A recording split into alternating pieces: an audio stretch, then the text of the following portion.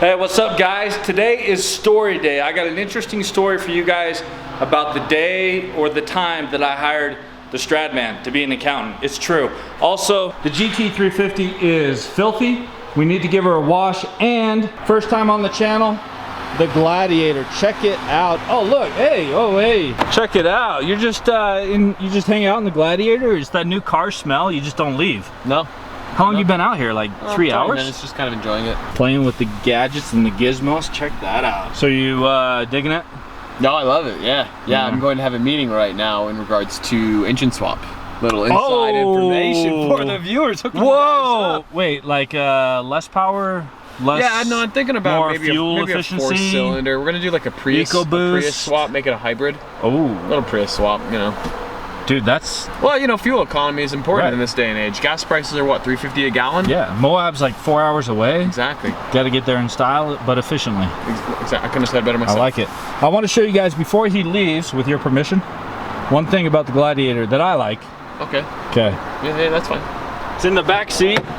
It just seems like a good idea. The storage underneath.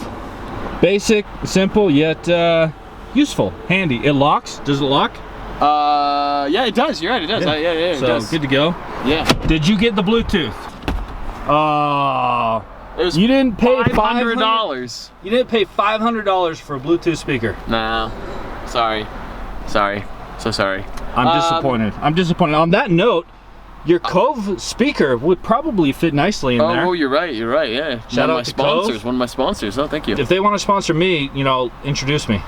Well, we'll see. I don't know. I don't know if you're quite ready Cove. for that. Probably not. It's a big step. I'm not sure. I'm not sure they're ready for you. Yeah. So, I mean, I know the GT350 is new to you, but the Gladiator is actually newer to the family. So I was wondering, can we park the Gladiator inside the GT350 here so that I can remove the doors and the hardtop? Would that be possible? Would you consider that? Yeah, but all of these bits are waterproof. They're designed to be exposed to the elements. Why would you need to do that? Well, I don't know. It'd just be more convenient. How about this? We can talk. Okay. We'll talk. When are we going to talk, though? I feel like you said that before. We'll talk off camera. You've said that before, and we've never talked off camera. Our only conversations are on camera. We actually don't have a relationship off camera. People don't realize that. This is true. I feel like I need to do a review on this car. I feel like there's 4 reasons why I would not buy the Gladiator, but there is one reason why I would.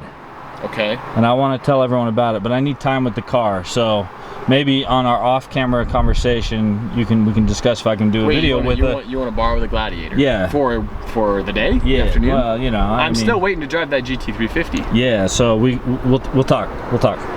The rev for the viewers. I can't. We need that Prius swap. Yeah. We need it. It's too loud.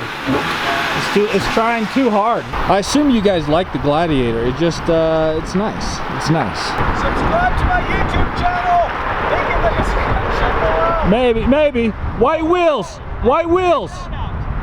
6 white wheels. Okay, enough of that nonsense. Did you guys know that I actually hired that guy to work for me as an accountant? I mean, it was a long time ago, but it's true. I hired him as an accountant. I can't deny it. And if you're interested in hearing the story about that, that's what we're gonna do today. Today is story day. But she also desperately needs a wash, and it's gonna rain like any minute. It's kind of raining a little bit right now, so we gotta wash her while we can.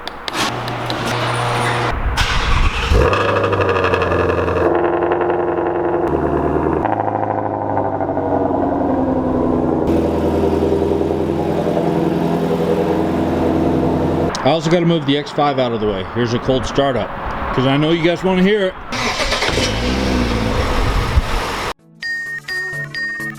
Special thanks to Summit Auto Lab for hooking up the cleaning supplies. It's going to rain in literally like 5 minutes, so we got to hustle.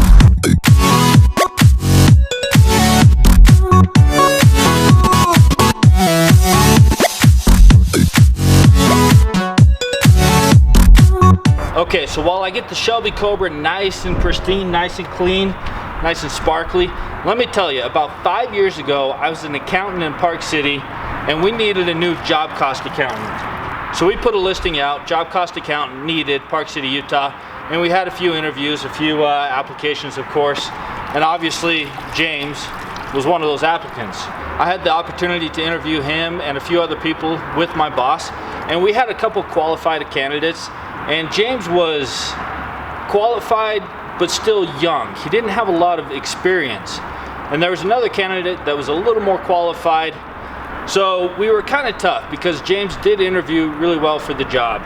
But he just didn't, you know, the only thing he had on his resume that really popped out to me was he worked for an exotic car restoration shop. Seeing as how I like cars, I didn't want to talk to him about that because I didn't want to be swayed, I didn't want to be biased. So we focused on his other accounting experience and accounting classes that he had in college. So it was a tough call between him and someone that had a little more work experience but just wasn't feeling right, I guess. My boss ultimately let me decide since the job cost accountant was going to be on my accounting team. So I had a tough decision to make, but ultimately, obviously, I chose to hire James. And it's raining. Okay, I had to set you guys inside the garage real quick while it's raining. I gotta rinse her off before it's too late.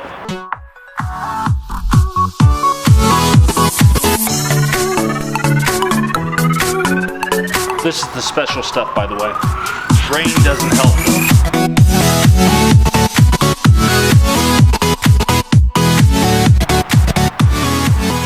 As you can imagine, drying cars in the rain doesn't work, so we gotta pull her in.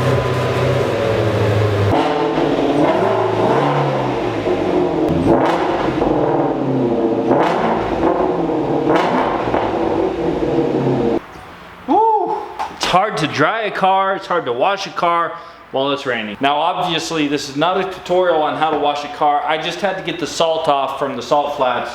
That's all. I mean, we need much better car washes in the future. I know, I'm aware. Dude, it's raining. It's okay because I got my Cinnamon Toast Crunch treat. Okay, is this all you've eaten today?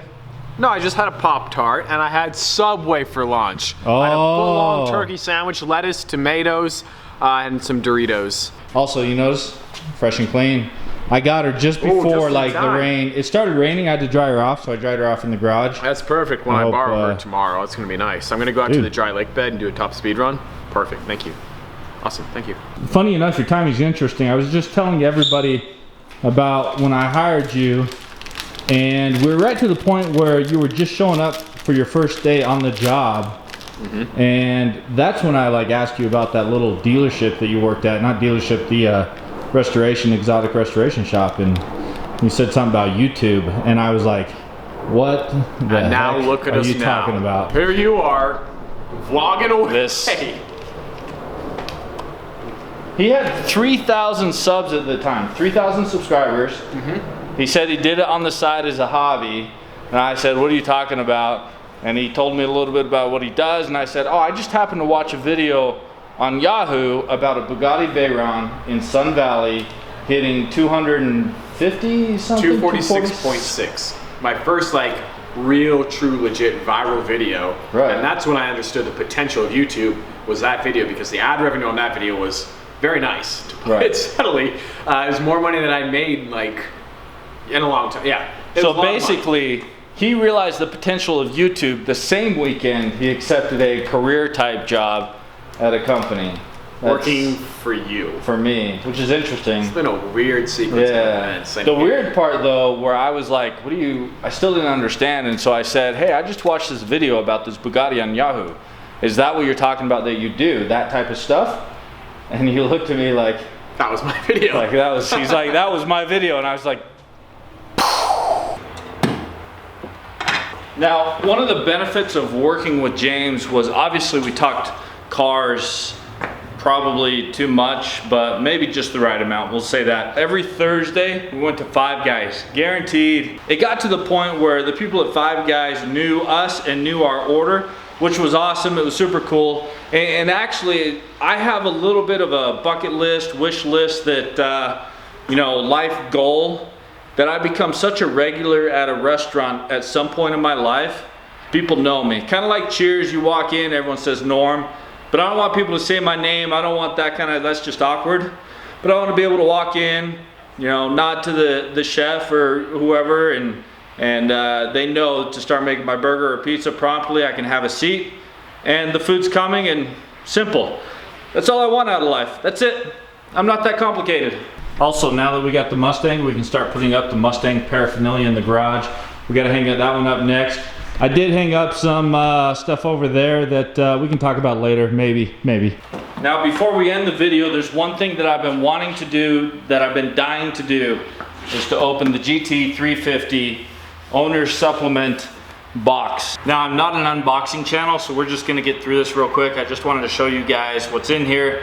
I'm super stoked to get it out and get it displayed as well. We've got cardboard, always good. Here is the 2018 Shelby GT350 numbered limited edition book, only exclusive to 2018 Shelby GT350 owners. This is pretty sweet.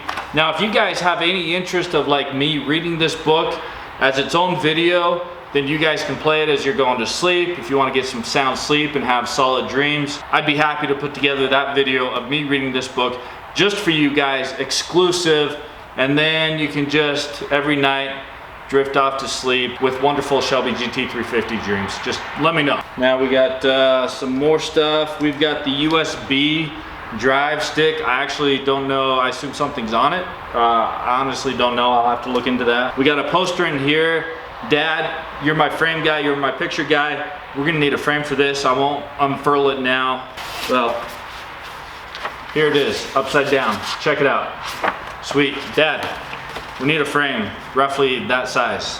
Cool. But here we go, the crankshaft for the Shelby GT350, the flat plane crankshaft. I've been waiting to put this up in the garage the day I got the GT350, but I didn't want to steal that from you guys, so here we go. Now for that magical moment to put the crankshaft with the chassis number of my Shelby GT350 on the shelf in the garage, looking good.